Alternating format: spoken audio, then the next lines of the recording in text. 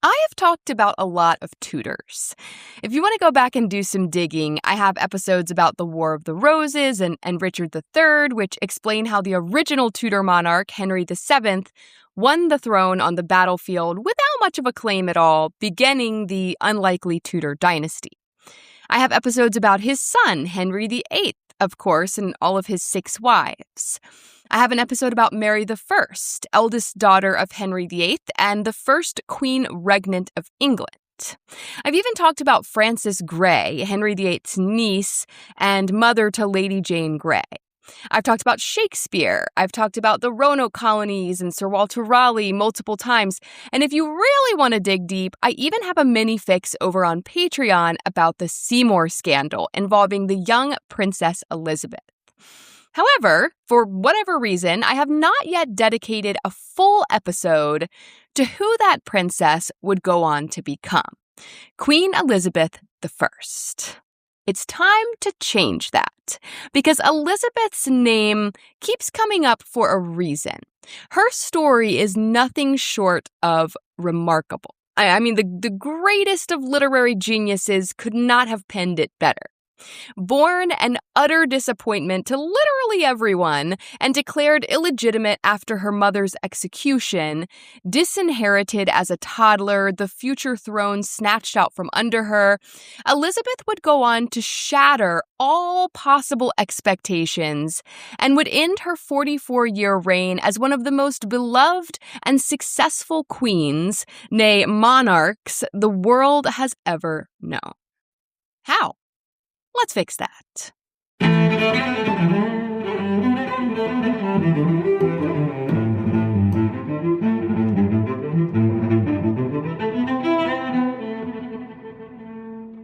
Hello, I'm Shay LaFountaine, and you're listening to History Fix, where I tell surprising true stories from history you won't be able to stop thinking about.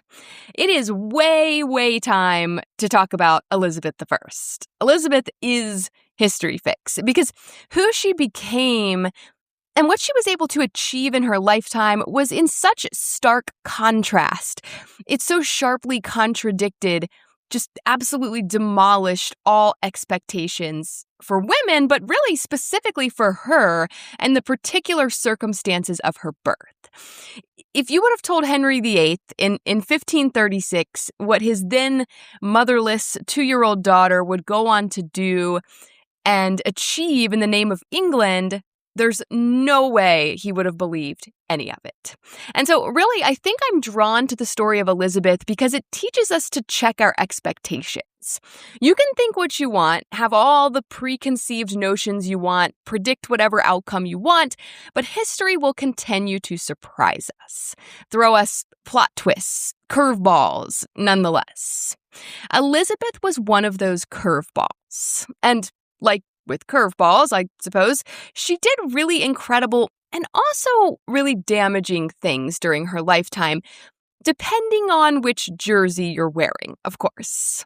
But before we get any deeper into Elizabeth, I want to remind you that in my absence last week, I released another mini-fix episode over on Patreon about the 1986 Challenger disaster, when the Challenger space shuttle erupted into flames 73 seconds after takeoff, killing all 7 people on board, while many school children tuned in live from their classrooms. Turns out that catastrophe was completely avoidable.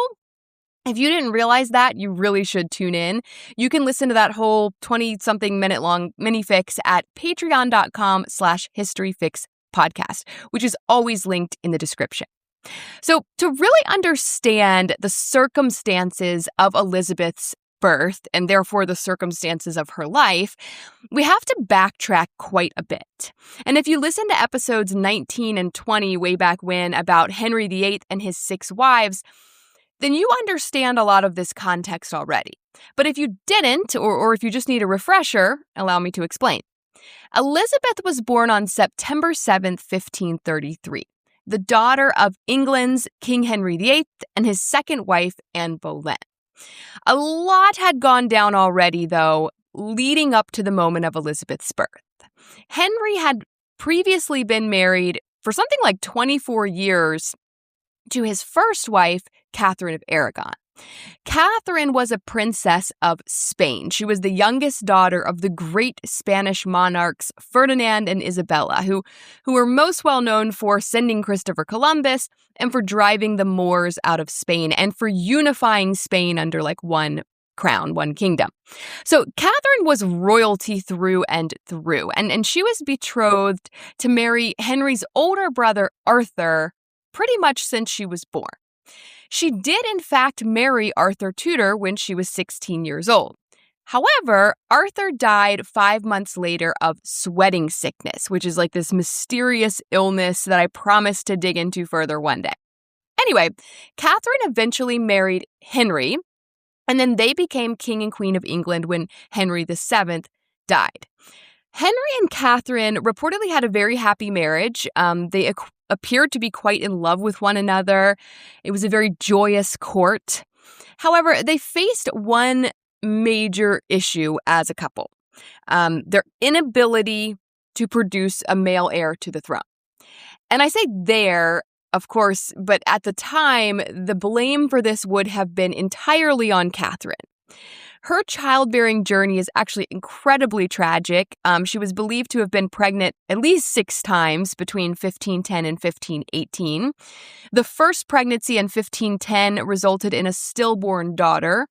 The next year, 1511, she gave birth to a son named Henry, who survived for 52 days after his birth before dying. And then 2 years later, in 1513, she had another son who died soon after birth. And then 1514, a stillborn son. 1516, she gave birth to their only surviving child, Mary, a girl. And then one final loss in 1518, a baby girl who died shortly after birth. But honestly, these are just the ones that we know about. So there may have even been more loss than that. Now, you have to keep in mind that at this point, England has never had a queen rule in her own right. They have had queen consorts, of course, right, the wives of kings, but they have never had a queen regnant who actually ruled the country. And honestly, they did not even believe it was possible. They did not believe that women were capable. Now, from Catherine's perspective, though, you have to realize her mother, Isabella of Castile, was a queen regnant. She ruled in her own right in Spain. So this whole no queens thing was a bit of a foreign concept to Catherine. I feel like it may have been a bit difficult for her to really understand why Henry was so desperate for a son, why the birth of this healthy daughter, Mary, wasn't enough, why it wasn't cutting it. Because in Spain, Mary would have been enough. Her grandmother Isabella was proof of that. But in England, Mary doesn't cut it. Catherine has that final baby in 1518 who does not survive, and then nothing.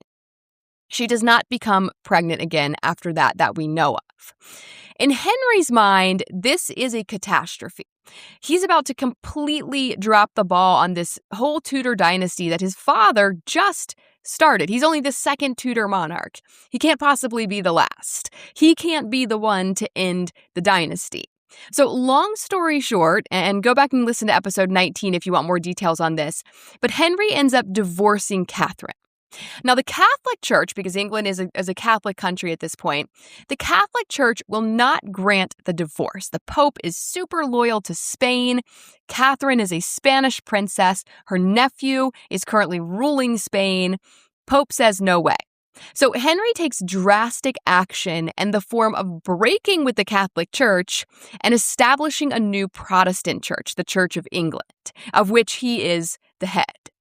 This will send absolute shockwaves out throughout the rest of history, but it does allow Henry to grant himself his own divorce from Catherine, and he marries his pretty young mistress, Anne Boleyn. Now, you have to understand, Anne was in no way a proper marriage prospect for the King of England. Her family, her father, her uncle, her brother, they were courtiers in Henry's court, but they did not have the titles and the level of nobility required to marry into the royal family. So this is quite shocking to the public. I mean, they loved Catherine. They really loved Catherine. In the eyes of England, she was their true queen, and no one Certainly not this bimbo was going to replace her. And Anne faced a lot of ridicule and even threats from the public throughout her relationship with Henry. She was not well liked at all. But she did become pregnant right away, which had to have been very exciting for Henry. He needed a male heir, and here was Anne, obviously very fertile. However, Anne did not give birth to a boy, as everyone, for some reason, just sort of expected. She gave birth instead to a little fiery red-headed girl she named Elizabeth, after Henry's mother. Despite this being their first child of, presumably many, Henry did little to hide his disappointment. The usual celebrations that would happen at court over the birth of a royal child were muted. According to Ambassador Eustace Chapuis, they were, quote, very cold and disagreeable, and there has been no thought of having the bonfires and rejoicings usual in such cases. In fact, they were so sure that the baby was going to be a boy that they had already written out birth announcements with the word prince on them. And then someone was tasked with the job of adding double S's to all the princes to make them read princess. It was embarrassing, honestly, at this point for Henry to have another daughter. He was being judged by the entire world for what he had done, for breaking with the Catholic Church, for divorcing his good wife of 24 years. They were judging him hard. And here he was with yet another daughter. So to say that Elizabeth's birth was a disappointment is almost an understatement.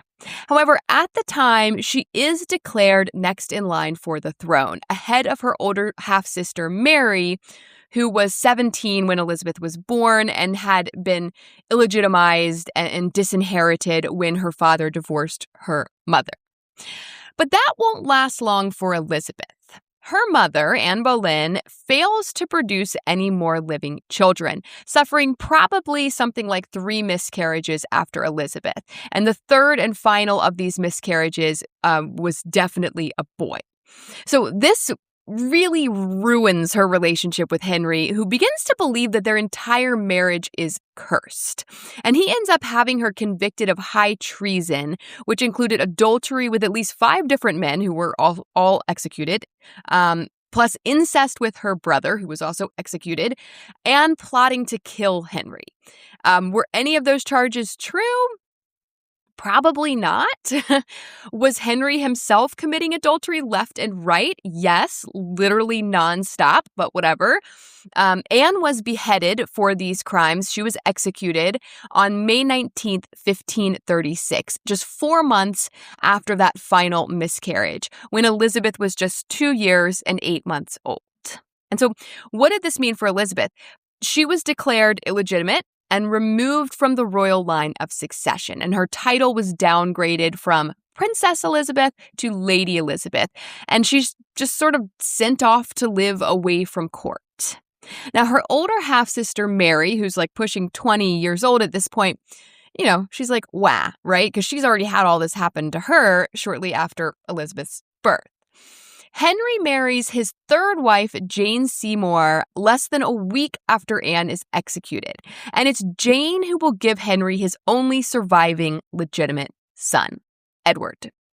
Elizabeth was actually allowed to attend Edward's christening in 1537 when she was like 5 years old. She was part of the procession to the chapel, and she got to carry the ceremonial baptism cloth as Edward's illegitimate half-sister. But besides that, she was mostly sort of neglected through the next several wives, and it's not until Henry gets to his 6th and final wife, Catherine Parr, that Elizabeth is sort of pulled back into the family. Catherine encourages Henry to reconcile with both Mary and Elizabeth, and he actually adds them back to the line of succession after Edward. So it went Edward, Mary, and then Elizabeth. Catherine Parr seemed to have a positive influence on Elizabeth. Historic Royal Palaces writes, quote, in 1544, Elizabeth spent a happy summer at Hampton Court, watching her stepmother act as regent. Elizabeth arrived at court to find Catherine exercising full powers in her husband's absence. For the first time in Elizabeth's life, a queen presided over the court. This summer would profoundly influence the young princess. The same year, she was restored to the succession. End quote. Catherine also ensured that Elizabeth was highly educated. She could speak 6 languages fluently by the time she was 11 years old: English, French, Italian, Spanish, Latin, and Flemish.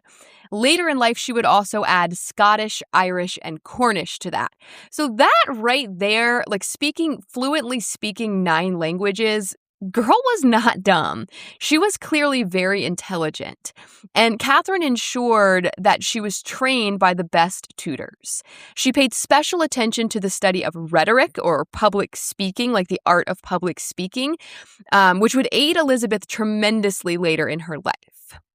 When Henry died in 1547, Catherine got remarried to her true love, who actually really sucked, Thomas Seymour. Thomas Seymour was Henry's 3rd wife, Jane Seymour's brother, which also made him uncle to the now King Edward VI, Henry's only legitimate son, who was just 9 years old at the time that he took the throne. Elizabeth is 13, and Catherine has her come to live with her and her new husband at Sudley Castle. Except if you listen to my minifix about the Seymour scandal, minifix number 22, you know this arrangement is a bit of a disaster. Because Thomas Seymour preys on young Elizabeth pretty much from the start with near constant sexual harassment and abuse. There's a lot to it. Check out minifix number 22 for more. But ultimately, Catherine dies in childbirth in 1548, and Thomas Seymour is arrested and executed for treason for trying to marry Elizabeth and kidnap his nephew, the King, Edward VI. He's essentially plotting to put himself on the throne, which is, that's treason. So they chop his head off, and Elizabeth is embroiled in this whole scandal and is forced to defend herself and try to prove that, that she wasn't complicit, like she wasn't in some sort of sordid love affair with her creepy step-uncle willingly at the age of 14. Give me a break. But, it seems that she learned some valuable lessons through this terrible experience, though, that she would definitely carry with her, and that would, in many ways, define her future reign. Professor Susanna Lipscomb writes for History Extra, quote, "As a result of Seymour's actions, Elizabeth knew that when a man came a-courting, he would have one eye on her and one on the throne. And she was determined not to let any of them get their hands on it or her." End quote. And this will come into play in a big way later on. In 1553, little brother Edward VI dies at the age of 15, which should have, according to how Henry left things, it should have left Mary the throne. However, his regent, a man by the name of John Dudley, sort of pulled some strings and got Edward to change the line of succession right before he died, putting his cousin once removed, Lady Jane Grey, on the throne. Jane also happened to be married to one of John Dudley's sons, so there was definitely some ulterior motives here in doing that. Anyway, more on that in episode 124 about Frances Grey, who was Lady Jane Grey's mother. But to sum things up, Mary and Elizabeth were not cool with Jane swooping in and snagging their throne. So in a moment of true sister solidarity, they teamed up. Mary was 37, Elizabeth was 20 years old at this point. And they basically gathered the support of the countrymen and stormed into London side by side on horseback and were like, "It's Mary. Give it to Mary." And they did, which is pretty crazy, actually. So big sister Mary became Queen Mary I, the first ever queen regnant of England. Check out episode 107 for more specifics there. The main takeaway is that Mary returns. She has these plans to return England to Catholicism, right? Remember, her father only did away with it to begin with. He only did away with Catholicism so that he could divorce her mother and illegitimize her. So she's like, screw that. We're reinstating the Catholic Church. She's also, she's 37 when she takes the throne, so she has very little time left to produce an heir. So the first order of business is for Mary to get married and start having children. So she makes plans to marry Prince Philip of Spain. Philip is her cousin once removed through her mother, who, remember, was Spanish. But this marriage is quite unpopular in England.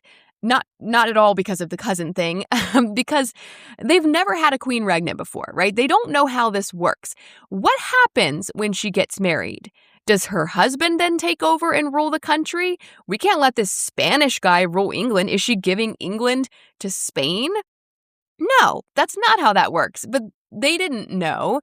As I said, they had never had a queen regnant before. So anyway, Mary's upcoming marriage to Philip of Spain and plans to return the country to Catholicism spark a lot of controversy, including one rebellion in particular called Wyatt's Rebellion that seeks to overthrow Mary and put Protestant Elizabeth on the throne instead. Now, this rebellion is stopped, and the guys in charge are executed for treason, but there is a question of whether or not Elizabeth was actually involved. She stood to gain the throne if the rebellion was successful. After all, was she part of it? I don't think so. But Mary couldn't be too sure, and so she actually has Elizabeth arrested and imprisoned in the Tower of London for a time following this rebellion. Tracy Borman, chief historian of Historic Royal Palaces, says, quote, "It was such a dangerous time for Elizabeth, and she was almost executed. Mary waited until a certain date to release her sister, the 19th of May, the anniversary of Anne Boleyn's execution. Elizabeth was so sure she was going to go the same way that she thought of writing to Mary and asking for a sword to behead her just as her mother had had." End quote, which is much better than an axe, apparently. But Elizabeth is not executed, although that was kind of a cruel trick Mary played on her to try to hold her until May 19th and make her think she was going to reenact the whole execution of her mother. Pretty messed up. But she's not executed, and they find no evidence that she was involved in the rebellion at all. She is released from the tower, but Mary's still wary of her, and so Elizabeth is put on essentially a house arrest for another year after that. In 1558, Mary dies childless, which leaves Elizabeth in line for the throne at 25 years old. BBC writes, quote, "Elizabeth has inherited a country racked by religious strife and knows she needs public support to remain queen. The celebrations for the coronation the following year are spectacular. As her procession makes its way through London on its way to Westminster, she pauses to listen to congratulations and receive flowers from ordinary people on the street." End quote. But she's up against a lot of discrimination towards women in power. Mary's reign didn't do much to help that. Mary was quite, and probably a little unfairly unpopular in the eyes of the people. According to Historic Royal Palaces, quote, "As queen, Elizabeth I's greatest difficulty was her sex. The Protestant Revolution had done nothing to dispel the view of women as, quote, the weaker vessel, a phrase used in one of the first English Bibles during the Tudor period. The Scottish preacher John Knox had written an essay on the, quote, monstrous regiment of women, blaming them for most of the unrest and division of European politics. The brief reign of Mary I, Elizabeth's sister, cursed by religious persecution and subservience to Spain, was, he claimed, resounding proof. But Elizabeth brought a more practical, more politically astute form of queenship to the throne. She promised in her first speech as queen to rule, quote, by good advice and counsel, end quote. And so that's what she tried to do, and she was quite popular because of it. She also returned the country to Protestantism, but she wasn't super strict about the way people worshipped, taking what BBC calls a, quote, pragmatic view of her subjects' personal faith. She said that she refused to, quote, make windows into men's souls. There is only one Jesus Christ, and all the rest is a dispute over trifles, end quote. Meaning she wasn't going to poke and pry and make sure that everyone was worshiping in a certain way. She was going to sort of let things go, and she hoped that that would help with all of the religious turmoil of late. One of the main concerns immediately when Elizabeth became queen was who she was going to marry. The Tudors hadn't produced a lasting male heir in 68 years, and Elizabeth was really their last shot at it, at continuing the Tudor dynasty. But there really weren't many good marriage prospects for Elizabeth. You know, a foreign marriage, like to a Spanish or a French guy, seemed out of the question because it had been so unpopular with Mary, this English distrust of foreign king consorts, which was a concept they didn't even understand, right? The king consort, that wasn't like a thing they understood. So that means she would have to marry an English nobleman of sorts. Now, the obvious choice is Robert Dudley, who was quite handsome and charismatic and also Elizabeth's childhood friend. Now, if the name Dudley sounds familiar, it's because Robert Dudley was the fifth son of John Dudley, who was the one who the regent to King Edward VI, who plotted to put Lady Jane Grey on the throne after Edward died. John Dudley had been executed for that when Mary took the throne back. Robert was imprisoned for it, but later released. So Elizabeth and Robert are tight. They'd been friends since childhood. They are both Protestant. They both spent time imprisoned in the Tower of London under Mary's reign. Now, Robert is Elizabeth's master of horse now and at her court, and he's a frequent dancing partner of hers. They're obviously friends. They're obviously really close. There are rumors that they are even lovers, but none of that has ever been, nor really could it ever be substantiated at this point. So Robert seems pretty perfect, right? Marry Robert. Well, the problem there is that Robert is already married. That is, he's married until 1560 when his wife Amy falls down a staircase at a friend's house and dies. Yeah, super suspicious death.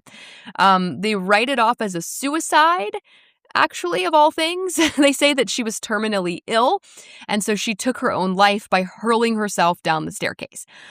I have never heard of someone committing suicide that way, death by staircase, but yeah, I mean, I guess it's possible. I'm sure it's happened.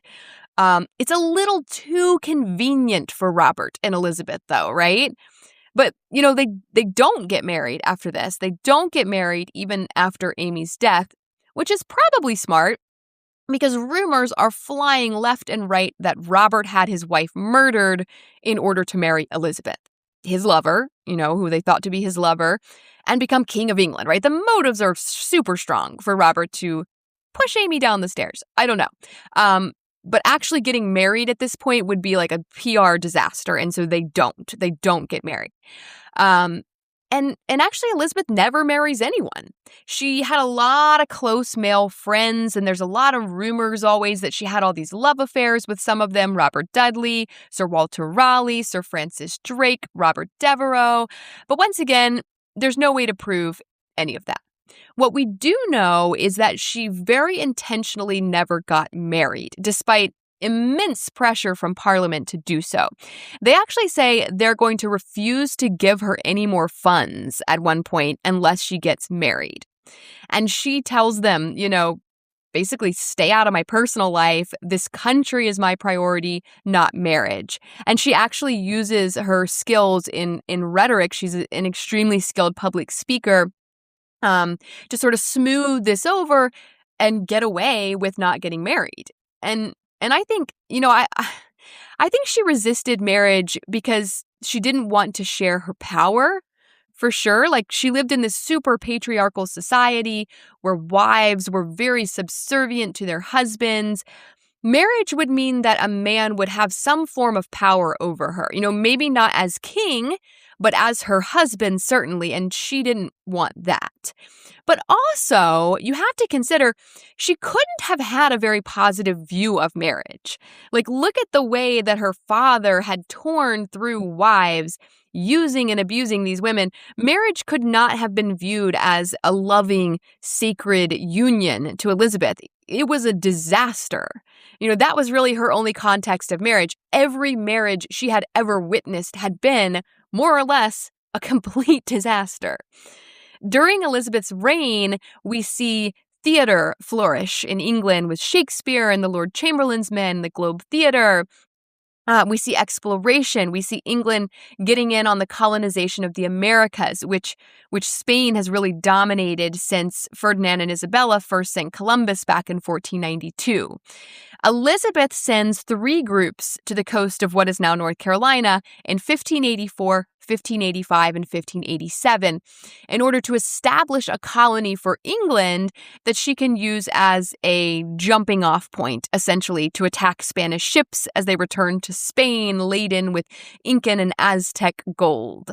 If you're familiar with the history of the Roanoke colonies, you know that these attempts end in failure for England. That's episodes 27, 28, and then I revisit it again with an update in episode 114. And a lot of that failure has to do with a war with Spain that begins in 1585. Now, ironically, the king of Spain in 1585 is Philip II, who was married to Elizabeth's sister, Mary. So she goes to war with her brother-in-law for a lot of reasons: religious differences, piracy, English privateers attacking Spanish ships, stuff like that.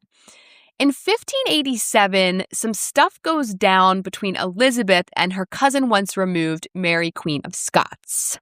Mary was the granddaughter of Henry VIII's sister, Margaret. She had fled Scotland back in 1568 after some drama over a dead husband. Basically, her husband was murdered, and then she married the guy who everyone believed had murdered her husband. Kind of the whole reason Elizabeth and Robert Dudley never got married, but Mary, Queen of Scots, made this mistake and then was forced to sort of flee to England and seek protection from her cousin Elizabeth. Mary was Catholic, though, and so this posed a problem for Elizabeth's very Protestant reign. As the great-granddaughter of Henry VII, Elizabeth was his granddaughter, Mary was his great-granddaughter. Mary also had a claim to the English throne. Weaker than Elizabeth's. She's farther removed from Henry VII, but still a claim. And so she spent her time in England basically under house arrest to ensure that she couldn't organize some kind of a coup to try to overthrow Elizabeth. They were especially worried about this because Mary had a son. She had an heir, and Elizabeth did not. As expected, Mary does become involved in a Catholic plot to overthrow Elizabeth. This was called the Babington Plot, and Mary did actually seem to be guilty of involvement with this. She had given her consent to a plan that this Babington guy came up with to assassinate Elizabeth and take the throne and put Mary on the throne. She had given her consent to this in these encoded letters that had been intercepted and decoded. And so, with this kind of hard evidence, Mary was tried, found guilty of treason, and executed, beheaded in February of 1587. There is some question of whether or not Elizabeth actually approved Mary's execution. She maintained adamantly that she did not. We know she had signed a death warrant for Mary, but according to Historic Royal Palace's quote, she later claimed that she had told her secretary, William Davison, not to issue the signed warrant to her counselors without her order. When told that Mary was dead just over a week later, Elizabeth flew into such a rage that William Cecil begged to lay at her feet to, quote, to catch, quote, drops of your mercy to quench my sorrowful, panting heart. When interrogated in the Tower of London, however, Davison described Elizabeth's, quote, smiling countenance as she gave him permission to deliver the signed warrant in secret. Davison's defense, that's a tongue twister, was in vain. Elizabeth pinned the blame squarely on him and kept him imprisoned at the Tower. In the aftermath, Elizabeth painted herself as the sorrowful victim of her counselor's rash actions. She wore mourning clothes and took to her bed in a show of sorrow. She wrote to James VI of Scotland to express her innocence at the miserable accident of his mother's death. Was Elizabeth's show of grief genuine or just an attempt to avoid international backlash? We might never know, end quote. But whoever was responsible for the death of Mary, Queen of Scots, it did lead to international backlash. It certainly angered Spain, who was already at war with England. Mary was a Catholic queen. They would have loved to have seen Mary claim the English throne. But instead, Elizabeth had chopped her head off, and cousin Philip was not pleased about this. It's very possible that the execution of Mary, Queen of Scots in 1587 helped prompt the Spanish Armada to invade and attack England in 1587. And this is what has Elizabeth very, very busy when John White returns in 1587 for supplies to bring back to the Roanoke colony. He's unable to get a ship in which to return because they are all needed to defend against the Spanish Armada. And it takes him 3 years to get a ship to return on. And then, by then, the colonists are long gone. Most likely they moved to Hatteras Island to live with the indigenous people there, as recent archaeological evidence suggests, episode 114. England eventually does defeat the Spanish Armada, which is a major, major victory of Elizabeth's reign. No one officially wins that war, and actually Elizabeth will die before the end of that war. The Anglo-Spanish War is what it was called. It ran from 1585 to 1604. And it sort of ended in like a stalemate when both countries basically just like ran out of money and were like, whatever. But England famously won against the Armada, at the cost, of course, of losing their attempt at an American colony, which, let's be honest, was probably going to fail anyway. Ralph Lane saw to that back in 1586 when he chopped off Wingina's head. Elizabeth delivered her final speech to Parliament in November of 1601, and I wanted to read you excerpts from that speech, but it is unreadable. The English of 1601 is so different from the English now that it's almost a different language. You wouldn't absorb a single word if I started reading it out loud. It is linked in the description if you want to try to give it a read, though. Good luck with that. But basically in this speech, she says that her love for the people of England was far greater than any treasure, and that there was, quote, no prince that loves his subjects better. It's known for being super heartfelt and emotional. Parliament members were reportedly openly crying during this speech. A banger of a speech, which is why it became known as the Golden Speech. And I think it's really highly remembered, too, because it was, although they couldn't have known this at the time, it was Elizabeth's last speech. And so in many ways, it was like this heartfelt farewell to her country. Elizabeth died at the age of 69 on March 24th, 1603. We aren't totally sure how she died, but it is suspected that she suffered from quinsy, which is a bacterial infection caused by tonsillitis. So nowadays, she would have been cured by antibiotics, but those, of course, did not exist back then. And we think this may have been her cause of death because during her final days, the Venetian ambassador reported that she had a, quote, defluxion in the throat, which is an abscess, right? She clearly had some kind of throat infection going on. Is that what killed her? No possible way to know for sure, but it's a likely culprit. She was buried in Westminster Abbey, originally in the vault of her grandfather, Henry VII. Later, her successor, James VI of Scotland, James I of England, who was the son of Mary, Queen of Scots, who Elizabeth may or may not have had executed, he became King of England after Elizabeth died. And then he had her reinterred under a monument that he had made and dedicated to her, also next to her sister, Mary I. And an inscription reads, quote, Partners both in throne and grave, here rest we two sisters, Elizabeth and Mary, in the hope of one resurrection. End quote.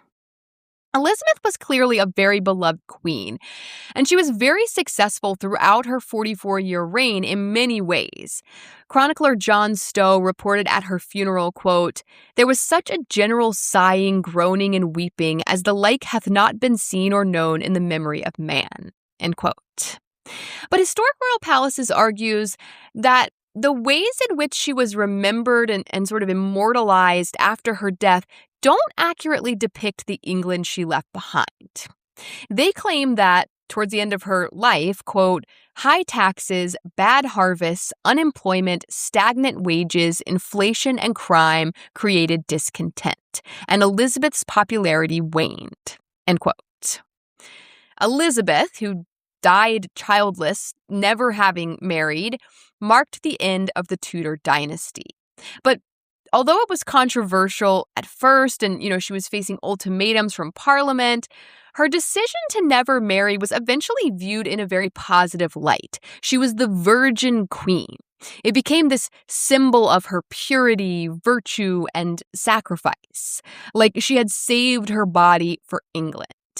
In some ways, she was viewed as being married to England as opposed to a flesh and blood man with all of his human weaknesses. I love the story of Elizabeth because of how everything was really stacked against her for the first part of her life.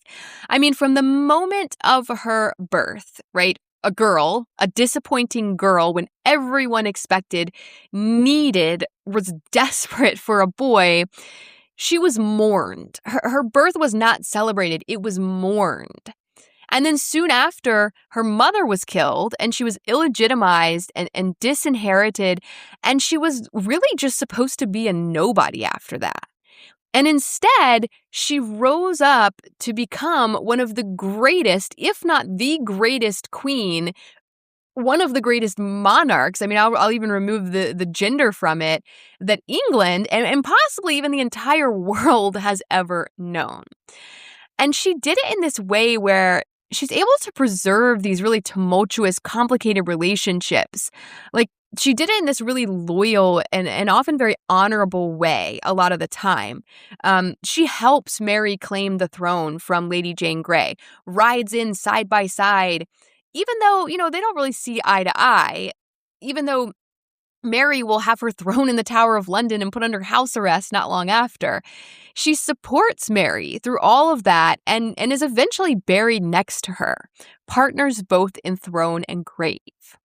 And then we have James I, her successor, her cousin twice removed, son of Mary, Queen of Scots, whom Elizabeth willingly or unwillingly had executed. James could have hated Elizabeth for that, but instead he builds her a monument, this statue in Westminster Abbey, and he picks up the England that she really built, the golden age of England under her reign, when she established it as a major European power, when the arts flourished, when English exploration began, and that would continue, of course, under the reign of King James, who would establish Jamestown, the first successful permanent colony in the Virginia colony, named, of course, after the Virgin Queen Elizabeth. Shockwaves through history, good, bad, ugly, but shockwaves that helped forge the world we live in today, all traced back to the birth of a very disappointing baby.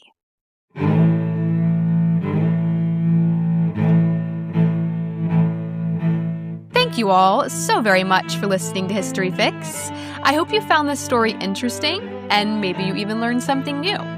As always, source material for this episode can be found in the show notes. Be sure to follow my Instagram @HistoryFixPodcast to see some images that go along with this episode and to stay on top of new episodes as they drop. I'd also really appreciate it if you would rate and follow History Fix on whatever app you're using to listen, and help me spread the word by telling a few friends about it. That'll make it much easier to get your next fix.